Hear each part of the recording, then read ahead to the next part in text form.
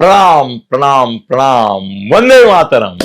मेरे प्रिय मित्र श्यामगिरी ये हमेशा बोलते हैं कि महाराष्ट्र सरकार ने घोषणा तो की कि भाई हर एक जगह आप वंदे मातरम कहिए। फोन पे बोलेंगे तो फडणवीस साहब का आप फोन करते तो फडणवीस साहब को बोलना चाहिए वंदे मातरम। मैं देवेंद्र फडणवीस बोल रहा हूं, या तो कोई भी, पर पूरे महाराष्ट्र में एक हमारे श्यामगिरी है जो वंदे मातरम बोलते हैं और दूसरों से बुलवाते हैं। मेरे को भी उनकी सख्त सूचना है कि प्रणाम नमस्कार स्वीकारार्ह है, मगर मेरे वीडियो में आप वंदे मातरम कहेंगे, जो सब भूल गए हैं बोलना। तो वंदे मातरम मेरे प्रिय मित्र श्यामगिरी, इनके मुद्दा भारत का इस चैनल पर मैं आप सबका स्वागत करता हूं। हाँ दोस्तों, क्या होता है मालूम है कि उनको ऐसा बोलूंगा तो थोड़े गुस्सा हो जाएंगे वो लोग। मैं अगर बोलूंगा कि सामान्य पत्रकार, सामान्य मीडिया वाले,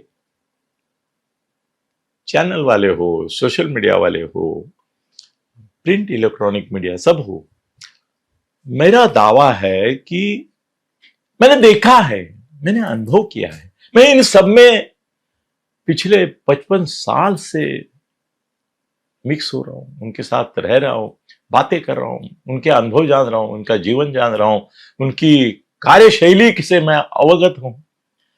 तो मुझे पहले से ये लगा कि ये जो लोग हैं ना, पत्रकार, जिनको जर्नलिस्ट, मीडिया पर्सन्स,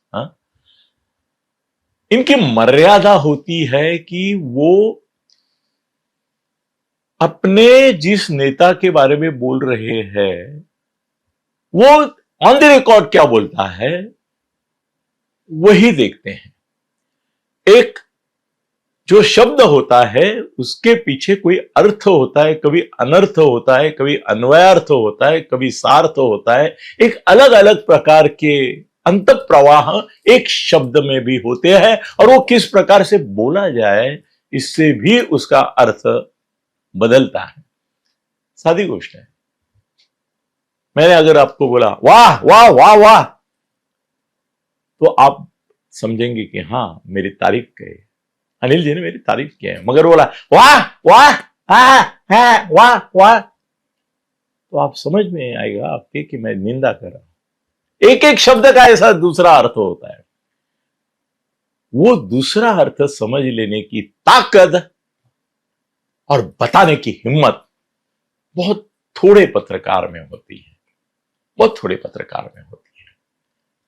भले आप उनसे सहमत हो नहीं हो, मगर उनकी जो सच कहने की ताकत होती है, अंडर करंट जानने की ताकत होती है, उसकी वजह से ऊपर से जो घटना दिखती है उस घटना के पीछे क्या घट रहा है, घटना है दुर्घटना है, इसके बारे में वही लोग अंदाजा लगा सकते हैं कि जिनको वो मिलने वाले, बोलने वाले, करने वाले लोगों के स्वभाव का अभ्यास होता है, उनके अंत प्रवाह, अंतर विचार का परिचय होता है, उनका व्यक्तिमत्व वो जानते हैं, उनकी राजकीय शैली, स्टाइल ऑफ फंक्शनिंग, कार्यशैली, इसका अभ्यास करते हैं, तो वो कुछ अलग अर्थ आपको बता सकते हैं। मेरा भाग्य है, सच में मेरा भाग्य है कि मेरे जीवन में ज्यादातर लोग ऐसे आए कि जिनसे मैं ये कला सीख गया। पर्दे के पीछे का राज ढूंढने का मुझे शौक है। उसके लिए जो सोर्सेस लगते हैं, एक कम्युनिकेशन नेटवर्क लगता है, वो मेरे पास है, निर्माण किया है मैंने, वो खासियत है मेरी। इसलिए जब टीवी पे ये न्यूज आ रही थी, और वो जिसका बोलना नहीं बोलते हम, बकवास करना ही बोलते हैं, वो अंजलि दमानिया, जो सोफिस्टिकेटेड सुषमा अंधारे ये है, ये मेरा सेंटेंस याद रखो।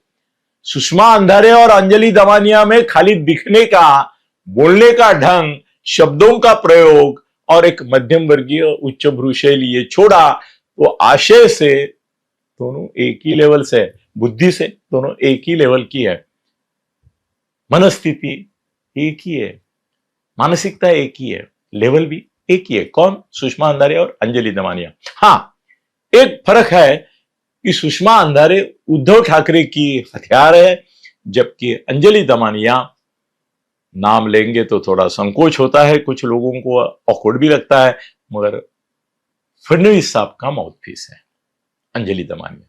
इसके बारे में अलग एक वीडियो बनाऊंगा मैं। तो जैसे ही अमित शाह जी को मिले, वैसे अंजलि दमानिया, सुषमा अंधारे, ये दो जुड़वा बहनें बोलने लगी कि वो माफी के लिए गए, चरण में स्पर्श करने के लिए। भाई मेरे भी सोर्स है, मैं भी जानता हूं दोनों का स्वभाव।